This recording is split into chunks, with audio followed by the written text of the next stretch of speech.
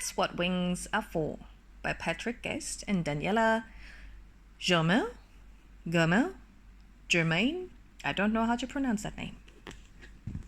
And published by the Little Hair Books. And dedication, and here comes the exciting part, of the Duchenne muscular dystrophy. Like Bluey the dragon, these boys and girls may have weak muscles, but they are strong and amazing in so many other ways. You inspire us, you hold us, you teach us how to live every precious day. For more information on this condition, please go to www.duchennefoundation.org.au. So here we go.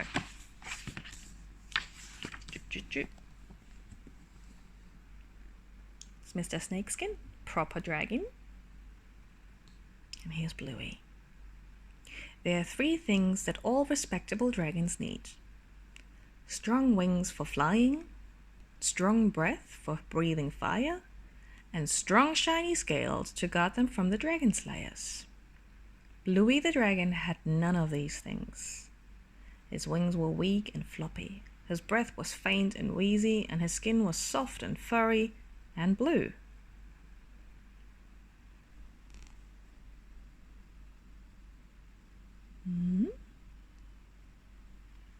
That's Bluey. And here's Mr. Snakeskin, fierce big dragon.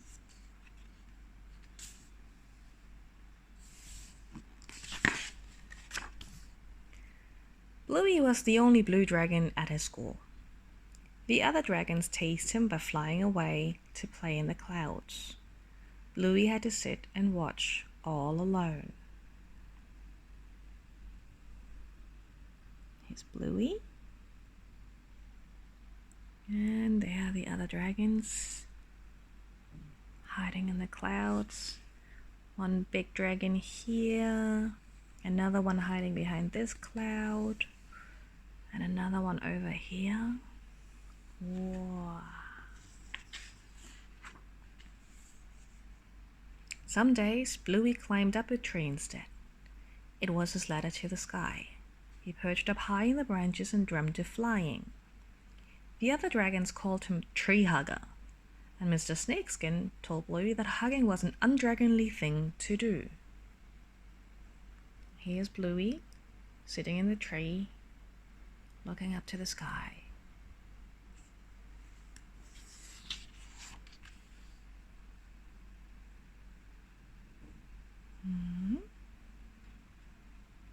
One day, Bluey forgot himself and hugged another dragon with his soft, floppy wings. Mr. Snakeskin was furious. He tied Bluey's wings together to stop him from hugging again. "Keep them tied up," said Mr. Snakeskin, "until you can behave like a proper dragon." There are his tied up wings. And Bluey's all sad. Bluey tried to be a proper dragon. He sharpened his claws, he practiced his snarl, he tried to breathe fire, but he just couldn't do it. Sometimes he wondered if there was any dragon in him at all. Here he is trying to scare a mouse, and the mouse is not really impressed. And Bluey looks into the mirror. He's sad. Am I even a dragon?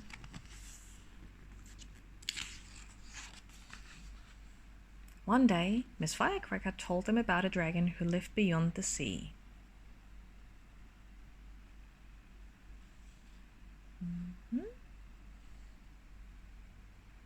This dragon couldn't fly, he couldn't even breathe fire, but he was wise, and other dragons flew from all over the world to hear his wisdom. He was known as the bearded dragon. The red, green, and yellow dragons sniggered. "That's not a dragon," said one. "That's a lizard," said another. "Maybe Bluey's just a lizard too," said a third. And here's the bearded dragon. For the first time, Bluey didn't care what they said. Maybe, he thought, there really are dragons like me. and now he knew where he could find one. That night, Bluey wrote a note to his parents. Dear Mom and Dad, I'm going to find a bearded dragon. I'll send you a postcard when I get there. Love always, Bluey. And there he goes, on his scooter. The next morning, Bluey jumped on his scooter and off he scooted. And scooted, until he reached the sea. Then he boarded a ship and sailed to the land beyond the sea. And he searched, and remembered to send a postcard, and searched. Yep. Here's the ship. Whoop, whoop, whoop, and to the land beyond the sea. Until, in the middle of a desert, he found the bearded dragon. Bluey told his whole sad story. The bearded dragon listened without saying a word. When Bluey was finished, the bearded dragon untied Bluey's soft, floppy wings.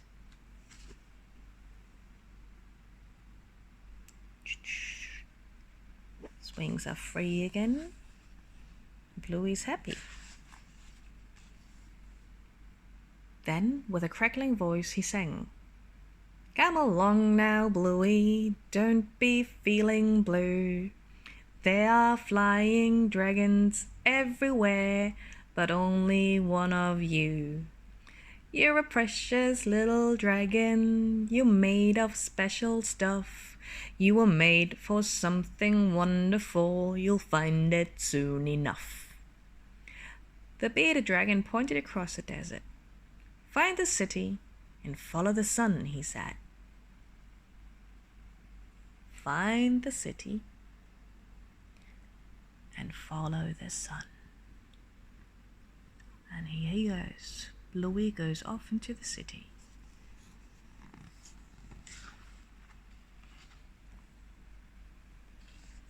Bluey jumped on a scooter and scooted until he came to a forest of tall buildings. This must be the city, he thought. Bluey scooted along the dark streets and searched, but he couldn't find the sun. He sat in the shadows and looked up the sky. If only I could just fly back. Home, he thought, but my wings aren't good for anything.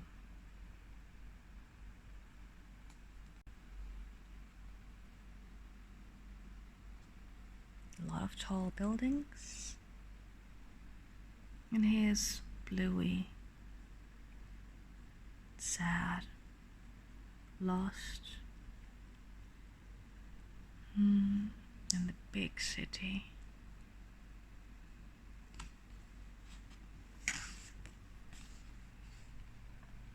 Suddenly, a beam of sunlight broke through the clouds and lit up a building across the road.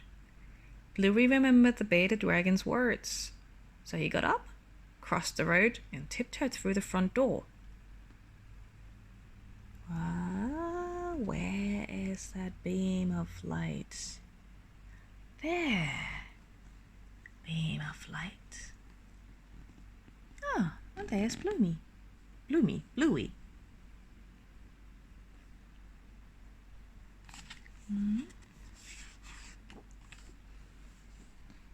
Inside was a crowd of creatures. Look, it's a blue dragon, cried a voice. The creatures looked up and stared. Bluey's heart pounded. A boy came wheeling through the crowd. Bluey's fur bristled. He remembered the sniggering crowd back at home. Then he saw the boy's soft, floppy legs.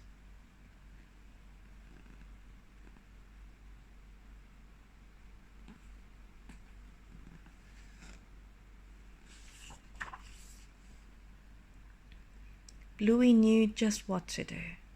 He opened his soft, floppy wings and gave the boy a big, furry hug. You're the best hugger ever, cried the boy. You should hug everyone. The others jumped up and crowded around, ready for a hug from the most huggable dragon in the world. For the first time, Bluey knew what he was made for, and he felt like he was flying.